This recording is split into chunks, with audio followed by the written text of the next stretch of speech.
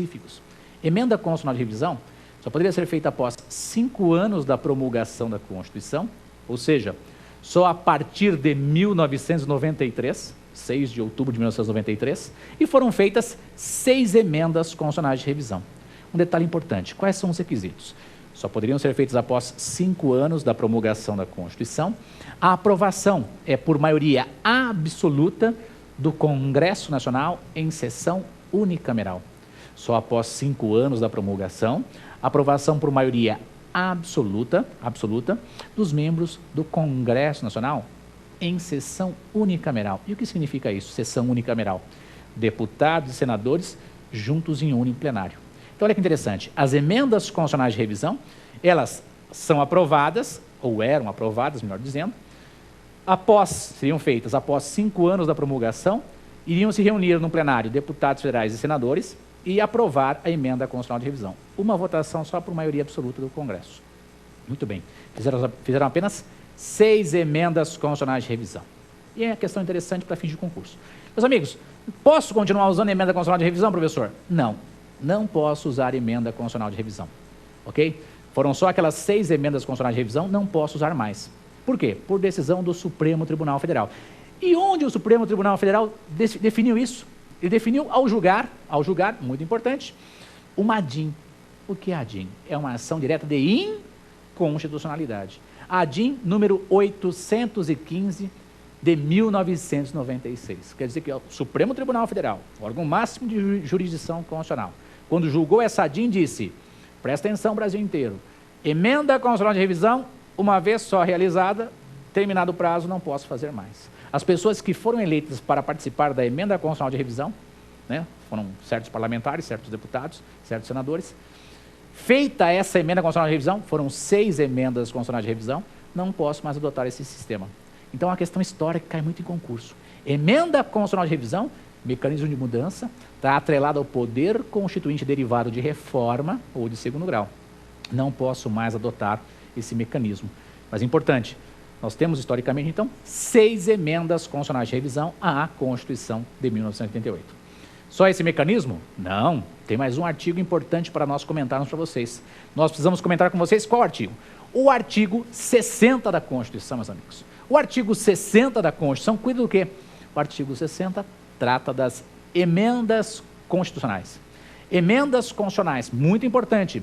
Artigo 60 da Constituição. Eu preciso ler o artigo 60? Você precisa ler o artigo 60. Vamos resumir para vocês?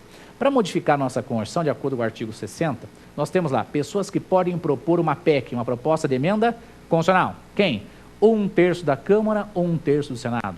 Basta a assinatura do Presidente da República, ou mais da metade das Assembleias Legislativas, manifestando-se cada uma delas pela maioria relativa de seus membros. Perceba, PEC é proposta de emenda constitucional, o embrião de mudança. Quem pode propor? 1/3 da Câmara ou 1/3 do Senado. Basta a assinatura do Presidente da República, ou mais da metade das Assembleias Legislativas, manifestando-se cada uma delas pela maioria relativa de seus membros. Essa é a iniciativa da PEC. Havendo a iniciativa, esgotando-se a iniciativa para a segunda fase. Qual a segunda fase? A votação. Quem é que pode votar? Né? A votação está no parágrafo 2º do artigo 60. Presta atenção na formulazinha que eu uso nas minhas aulas aqui na rede Luiz Flávio Gomes de Ensino. 3/5 em 2 turnos nas 2 casas do Congresso Nacional. Guarde essa fórmula para sempre. 3/5 em 2 turnos nas 2 casas do Congresso Nacional. Que importante. Quer dizer que para aprovar uma emenda eu preciso do quê? Presta atenção, Brasil inteiro precisa de 4 votações. 2 na Câmara, 2 no Senado. 2 na Câmara, 2 no Senado, com 3/5 dos membros em cada uma das votações na respectiva casa. 3/5 da Câmara. Se começou a mudança na Constituição, a PEC foi apresentada na Câmara dos Deputados. Foi apresentado por quem? Ou por 1/3 da Câmara, ou pelo Presidente da República, ou pelas Assembleias Legislativas. O que eu preciso? 2 votações na Câmara, 3/5, 3/5. A concordância hoje de 308 deputados em uma votação, 308 deputados em outra votação.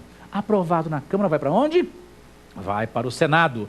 2 votações no Senado, 3/5, 3/5. Presta atenção, 49 senadores hoje concordando com a mudança da Constituição em 2 votações. E depois disso, para onde eu vou, professor? Percebeu? Vem comigo. Eu saí dos incisos 1, 2 e 3 do artigo 60, fui para o parágrafo 2º e agora estou caminhando para a próxima fase. A próxima fase qual é? A próxima fase é a promulgação. Quem é que promulga? Quem é que vai criar uma emenda constitucional? Presta atenção, estou indo para o parágrafo 3º do artigo 60. A mesa da Câmara e a mesa do Senado com o respectivo número de ordem. Iniciativa, aprovação, promulgação. De um dos incisos eu fui para o parágrafo 2º e fui para o parágrafo 3º da Constituição, do artigo qual? Do artigo 60. Depois, publicou, está valendo uma emenda constitucional. Nós temos 56 emendas constitucionais. Só isso com relação às mudanças? Não, temos mais coisas. No parágrafo 1º do artigo 60, nós temos as pessoas, né, parágrafo 1º do artigo 60, as situações, melhor dizendo, que não podem ocorrer. Se ocorrerem certas situações, não posso modificar a Constituição. Quais são? Intervenção federal, estado de defesa, estado de sítio. Parágrafo 1º do artigo 60. Depois disso, no parágrafo 4º, eu tenho as cláusulas pétreas, as partes da Constituição que eu não posso mexer para diminuir, para reduzir direitos. Então nós temos o quê? Presta atenção.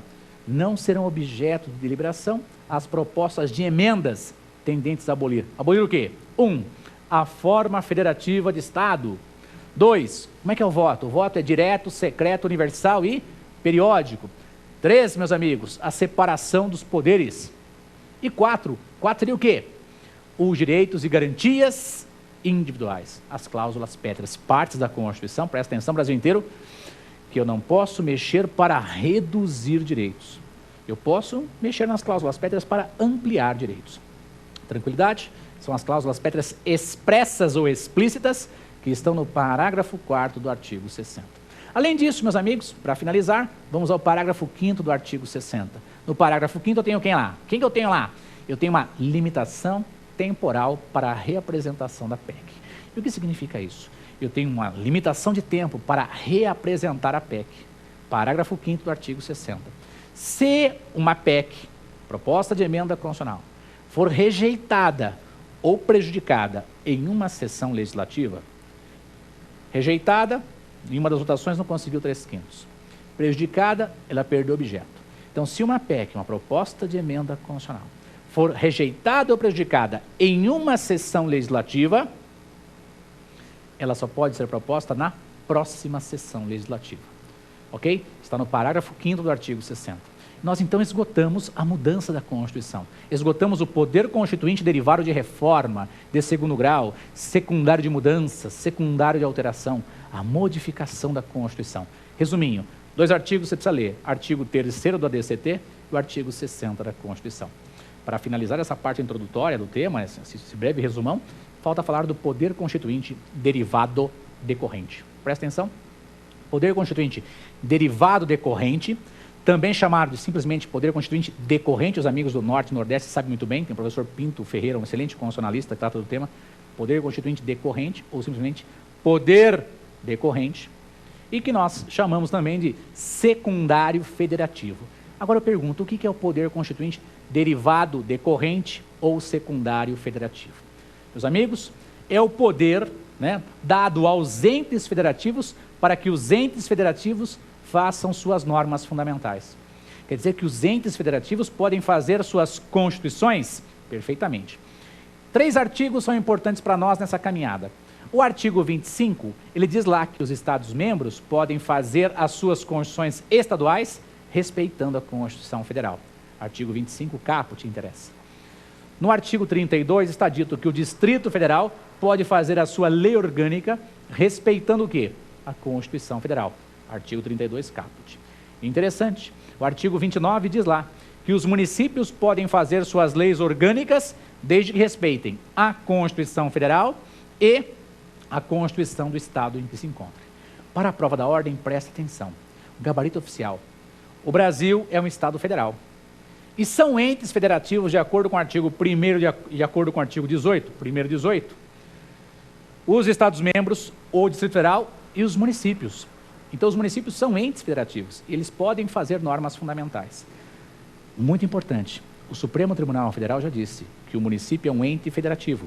E como ente federativo, ele, né, pode fazer sua norma fundamental. Mas é interessante, não haverá controle de constitucionalidade de uma lei orgânica de um município em face da Constituição Federal. Mas nem por isso ele deixa de ser um ente